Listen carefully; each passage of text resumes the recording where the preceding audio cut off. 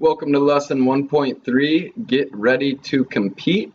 Now the benefit of this mindset video is we're going to keep it real and really help you manage your expectations. Just coming up with a great idea is not going to make you millions of dollars. It's not that easy.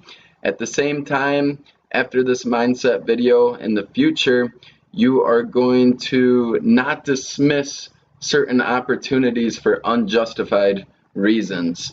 Now, we all know that competition is an integral part of capitalism. We all learned that in Economics 101. Yet at the same time, so many of us say things like, I can't tell you my idea because I don't want it out there in the open for people to just take it. Or they say, oh, I had such a good idea and then I went on Google and shit, there it is in some other state or some other country. It already exists. Oh, so close.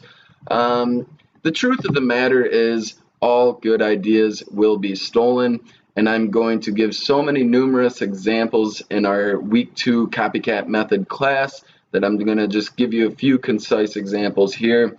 But bottom line is, once your idea is on the market, it makes profit, it has a big profit margin, people are going to recognize how much sense that business makes and they will copy it.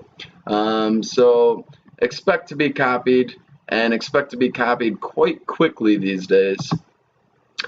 And if your idea isn't on the market, you should be extremely alarmed and concerned that there's a fundamental flaw in that business model. Either customers don't truly need what you suspect they need, or the marketing cost does not justify the profit margin, or vice versa.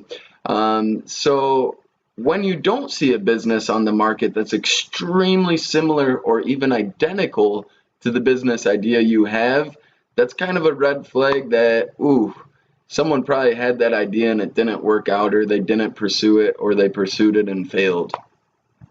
At the end of the day, guys, idea generation is important. It is the core of your business, but it's how you execute and how you provide that value to your customers and keep them happy. So it's not enough just to come up with a good idea. You're gonna have to compete. You're gonna have to execute. Let's take a look at Casper. I briefly introduced this in Everything is a Remix. These guys have a genius idea, in my opinion. Instead of having all this retail floor space for beds, they just got rid of the store. Who can actually find out if a bed's comfortable by laying on it for 30 seconds at the store? Rather than have a bunch of beds and a bunch of inventory and capital, they have one single bed, and it's a bed that historically has great customer satisfaction and great value. So let's just sell that one bed and reduce the price, use e-commerce, and furthermore, let's put that bed in a box so we can just ship it to the customer, and if they don't like it, they can ship it back. What a great business model, extremely successful, year after year, double-digit growth. Well, you know what? It's successful and it's a huge market, so here comes Lisa. They just copied exactly what they were doing. They put a little marketing twist. 1 in 10 beds they donate to charity. They're doing great and actually have passed Casper in the market.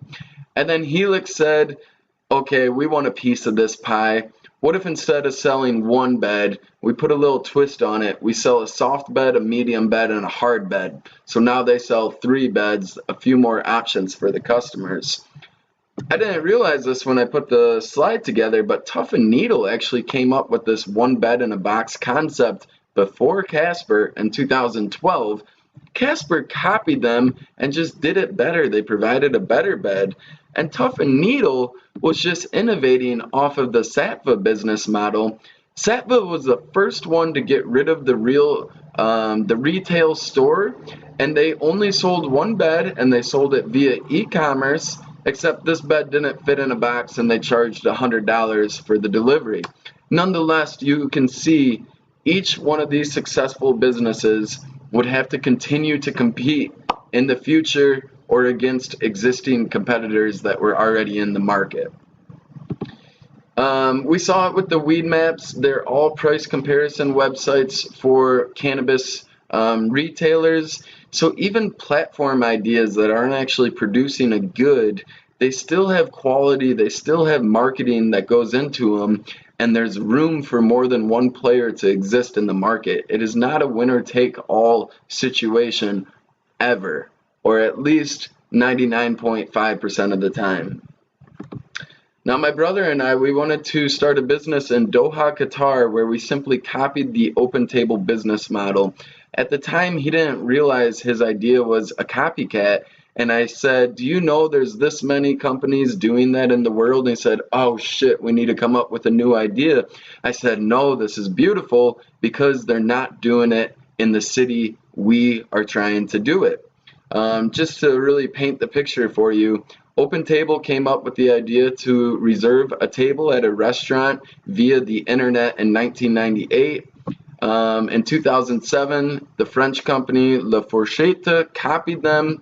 We went through a little bit of venture capital bump with the recession, but in 2010, Urban Spoon in San Francisco, same model. Ness in San Francisco, same model. Quandu in Berlin, same model. Seat Me, now bought out by Yelp, San Francisco, same model. Reserve Out in the Middle East, Next Table, Round Menu.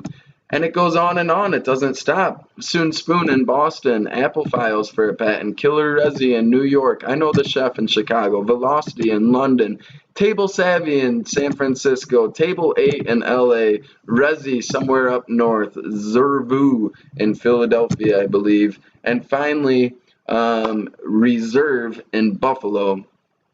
So Zomato gets in the game, Dimmy in Australia, and EAP, I believe, in Jordan. So as you can see here, we're in a fragmented market. You know, these companies need to make direct sales with restaurants. They need direct IT integration, and so that's not so scalable.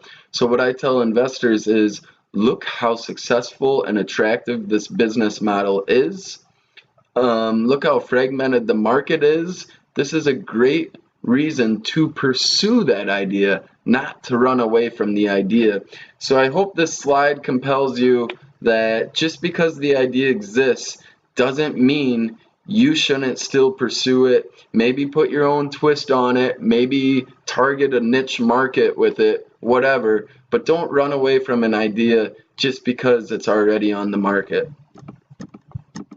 By the way, half of those companies that I just showed you would launch and be bought out for tens of millions of dollars within 1 to 3 years of launching. So because they weren't scared, they got to see a payday over 50% of the time a few years after launching. So there's 3 levels of competition: direct, hybrid, and indirect. You might think Airbnb doesn't even have to face competition these days, but the opposite couldn't be more true. In Germany, they have Windu and 9 Flats and couch surfers all over the world, and they're a free service provider. So they have direct competition in these forums. There's all sorts of hybrid Airbnb models that are cutting segments of their markets out. You have Airbnbs for the gay and lesbians, you have Airbnbs for the cannabis users, you have high-end luxury Airbnb platforms, etc. And then, of course, indirect competition. You're always facing indirect competition. You have home swaps, you have hotels. At the end of the day, Airbnb is facing 32 competing shared home sites, platforms almost identical to theirs all over the world. Over 10 home exchange websites, and just the top 10 retailers still have 5 million hotel rooms. So Airbnb still has to compete at various levels: direct, hybrid, indirect. So again, even when you have a platform-based model that's reached a critical mass and has momentum, it doesn't mean there aren't people trying to cut away certain market segments from you. The homework, guys, just Google Just Park Sharing Economy Index. Here's the web link. I simply want you to spend 5 minutes, and it's so important you do this. Spend 5 minutes exploring this website.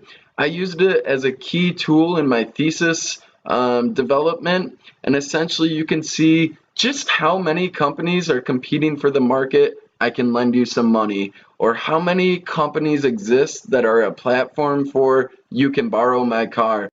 So the idea here, guys, is if you explore this website and see with your own eyes, it's going to be so much stronger in your brain to believe how many companies can successfully exist in one space. So what I'm trying to do here is really get you to make the connections personally in your brain, to believe that just because there's a little competition out there doesn't mean there's not room for one more or 10 more. You just have to be open to the idea you're going to have to compete at the end of the day. So stay tuned for the next video, lesson 1.4. If this gave you a slight touch of anxiety about competing, the next video is going to give you a slight boost of confidence about how big the markets are and how many opportunities are within one given market. So you should look forward to checking out that video, and we will be talking soon. Thanks, guys.